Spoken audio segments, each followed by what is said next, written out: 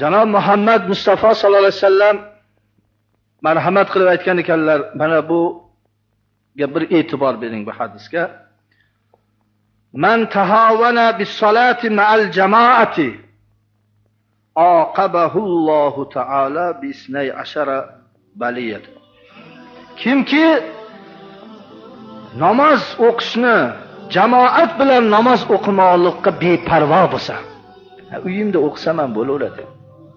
5 vaqt namozni jamoat bilan o'qishlikka ixlos qilmasa, jamoatni mensimasa, jamoatga beparvo bo'lsa, Alloh taolo shu bandani hayotida 12 ta baloni, shu insonga 12 ta baloga giriftor qilib qo'yar ekan. 3 tasi shu dunyoda, 3 tasi o'limini oldidan, 3 tasi qabrda, 3 tasi qiyomatda. Eshitib turing. 3 ta mana shu dunyodagisi. Birinchisi, yarfa'ullohu barakata min kasbihi va rizqihi. Alloh kasb-u koridan va rizqidan barakani ko'taradi. Birodar azizlar, qo'lda pul bor, Xudo barakasini bermasa, shu pul sizga hech bir foydasi bo'lmaydi.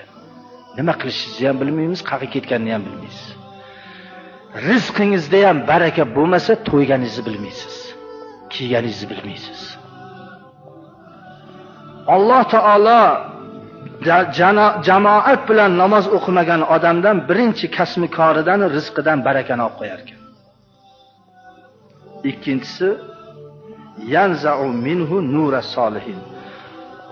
Yaxshilarni yuzida, fe'lida, xulqida bir nur bo'lar ekan. Odamni shunday bir ko'rganda, shu yaxshilarga bo'ladigan nur qalbidan olib tashlanar ekan. Uchinchisi, vasalisa yakunu mabghuzan fi qulubil mu'minin. Mu'minlar baribir chin qalbidan u odamni yaxshi ko'rmas ekan. Xudo yaxshi ko'rsattirmay qo'yar ekan. Birodarlar, haqiqiy iymon, e'tiqodli odam benamoz odamni yuragidan yaxshi ko'rmaydi.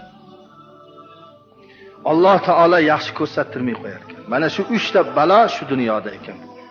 O'limini oldidan esa, o'limini oldidan birinchisi juda ham qattiq chanqar ekan. Daryoni suvini ichsa ham to'ymas ekan.